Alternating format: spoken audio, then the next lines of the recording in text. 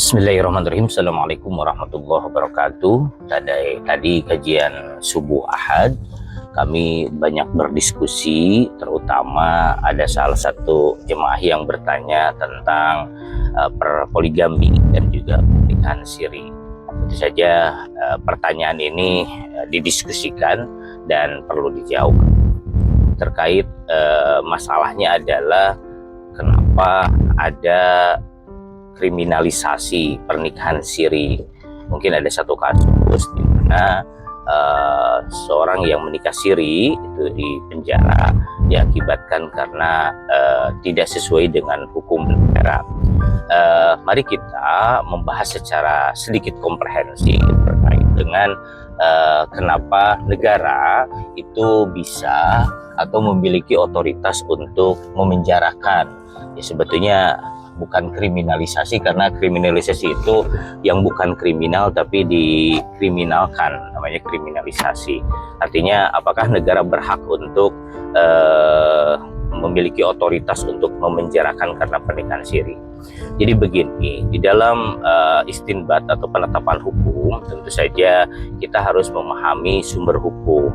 Di dalam negara Indonesia ada dua sumber hukum, yakni sumber hukum dalam Islam kita sebut syariat, ada hukum negara. Tetapi keduanya saling melengkapi, keduanya saling menutupi. Ada kiranya hukum syariat dalam konteks Indonesia belum lengkap, ada kiranya juga hukum negara itu belum lengkap jika belum ditambahkan dengan hukum syariat. Jadi ketika ada undang-undang, kalau tidak salah nomor 17 ya, terkait dengan undang-undang perkawinan, maka disinilah mungkin letak otoritas negara bisa memenjarakan. Dalam hukum syariat, pernikahan itu memang menjadi sebuah kewajiban, artinya bahwa menetapkan adanya perkawinan atau pernikahan itu adalah sebuah kewajiban. Jika tidak melakukannya, ini merupakan sebuah perzinahan. Artinya undang-undang perkawinan ini adalah salah satu produk kodifikasi antara hukum syariat dan juga hukum negara. Ada penyesuaian antara syariat Islam yang dalam bentuk pernikahan dengan konteks keindonesiaan. Apa yang terjadi di dalam hukum perkawinan? Di dalam hukum perkawinan yang terjadi adalah bahwa syarat atau rukun pernikahan terdiri dari mempelai wanita dan pria, adanya ijab kabul atau akad, adanya mahar, dan adanya saksi, itu dirasa dipandang tidak cukup karena banyak praktek-praktek di masyarakat yang menggunakan rukun ini sebagai pilar hukum syariat, maka disebutnya nikah agama. Saat nikah agama maka rukun ini tercapai, ya mirip dengan sholat taraweh. Sepanjang rukun-rukun sholatnya dilaksanakan, berdoa misalkan dalam sujud tidak berdoa subhana rabbil a'la, langsung sujud saja, ada tumaninah, itu dirasa cukup. Tetapi itu dirasa tidak cukup ketika ini memberikan mafsadat dan madarat. Apa madaratnya? Ada korban. Korbannya siapa? Tentu saja biasanya di dalam pernikahan itu ada buah hati atau buah dari pernikahan berupa anak. Anak biasanya senantiasa menjadi korban. Misalkan di dalam hukum Islam, ketika sudah ada pernikahan tetapi pernikahan ini misalkan tidak dilaksanakan, maka ada korban, yakni adalah anak. Anak tidak mendapatkan warisan walaupun secara biologis anak itu adalah anak dari bapaknya. Yang kedua adalah misalkan dari sisi administrasi, anak itu kan harus membutuhkan administrasi negara seperti adanya kartu keluarga, ada KTP. Ketika ingin sekolah, bekerja, itu pasti ditanyakan siapa ayah, siapa ibunya. Jika tidak dipenuhi aturan-aturan negara di mana nikah ini ya harus lengkap begitu, harus lengkap, terutama harus dicatat, maka disebutnya pencatatan nikah yang dilakukan oleh KUA atau pencatatan sipil.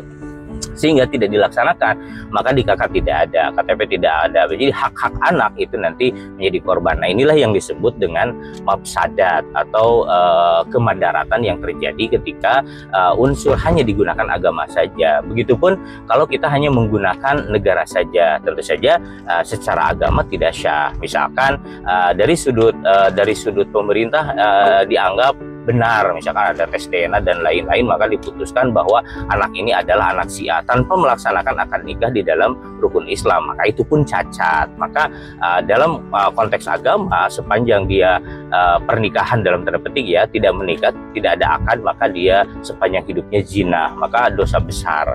Itulah yang mungkin kodifikasi dalam hukum, dalam undang-undang pernikahan ini menjadi sangat penting eksistensinya, terutama bagaimana memagari dan juga melindungi hak-hak anak dan juga hak yang lain, karena begitu banyak mafsadat jika tidak menggunakan dua hukum ini. Maka ketika ada hukum negara satu sisi dan hukum agama syariat di sisi yang lain, maka ini perlu diijma atau digabungkan, karena hukum Islam itu jika terjadi perbedaan pendapat, maka yang diambil adalah hukum dari pemerintah. Misalkan ada perbedaan penentuan satu Syawal, terjadi perselisihan dan lain-lain, maka yang harus diambil adalah hukum yang dilakukan oleh Qadi atau hukum yang disampaikan atau ditetapkan oleh Menteri Agama lah dalam konteks Indonesia. Tentu saja Menteri Agama tidak sendirian, dia harus ijma atau ijtima ulama melalui MUI, melalui ormas Islam dan lain-lain. Nah, inilah yang di dalam hukum kita untuk menetapkan hukum-hukum agama ada disebut dengan pengadilan agama, yang dulu di Kementerian Agama tetapi sekarang sudah pindah ke Mahkamah Agung. Jadi menurut saya kriminalisasi atau tadi ada penangkapan atau pemenjaraan itu diakibatkan oleh ketidaksesuaian antara hukum Islam dan hukum negara. Mungkin pandangan hakim ya dari negara karena tidak menyesuaikan dengan undang-undang pernikahan atau perkawinan. Misalkan salah satu contoh, dulu zaman Orde Baru PNS itu tidak boleh poligami. Nah, kenapa? Ya saya tidak tahu, mungkin pertimbangan politik dan seterusnya. Tetapi sekarang itu diperbolehkan tapi dengan izin. Nah, Islam itu tidak merukunkan atau tidak mewajibkan ada izin jika ingin berpoligami. Tetapi di dalam negara itu mengizinkan. Karena apa? Karena negara memandang bahwa dengan izin itu akan menghindari dari mafsadat. Ya. Nah, terus jadi izin ini sebenarnya bukan ini ya, bukan rukun. Tetapi dalam konteks negara itu menjadi rukun. Tidak ada izin ya tidak bisa KUA mengeluarkan nikah gitu ya untuk poligami. Jadi poligami dengan izin walaupun tidak ada di dalam syariat yaitu menjadi hukum negara. Oleh karena itu ya harus dipatuhi. Kalau tidak dipatuhi ya berarti tidak boleh kita melaksanakan pernikahan poligami.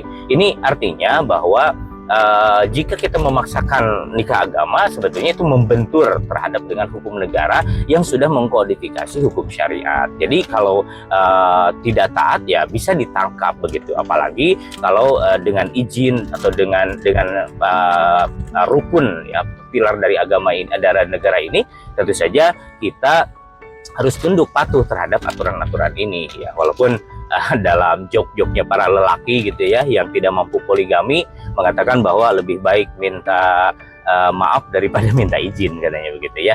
Nah, terkait dengan bagaimana hukumnya jika dikriminalisasi nikah siri itu kan dari sir ada jahar. Sir itu adalah rahasia atau bernyumput, bersembunyi-sembunyi.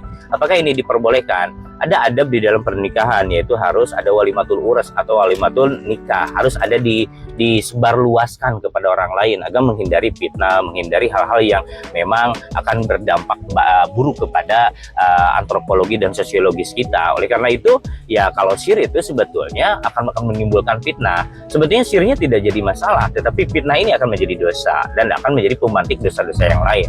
Oleh karena itu negara memagari agar supaya tidak terjadinya fitnah, tidak terjadinya suudonisme dan lain sebagainya, maka perlu sir itu dilarang begitu. Oleh karena itu nikah poligami baik dalam bentuk syir ataupun dalam bentuk jahar atau yang bil khusus nikah syir sejatinya secara agama itu tidak diperbolehkan karena perlu adanya kekuatan hukum. Hukum itu tidak hanya hukum yang melekat pada dirinya, tetapi ada hukum sosiologis yang perlu dipertimbangkan. Itu saja mungkin. Jadi bagi mereka yang syir, jika masih bisa menjaga akhlak, menjaga seksual gitu kan, itu alladzina apa yang yahfiduna bil farji gitu ya, itu sebaiknya tidak melakukan nikah syir, juga tidak poligami, karena Rasulullah SAW juga dia berpoligami saat istri pertamanya sudah wafat, dan juga kepada siapa, bukan kepada gadis, bukan kepada yang cantik, tapi kepada istri-istri syuhada perang. Terima kasih. Assalamualaikum warahmatullahi wabarakatuh.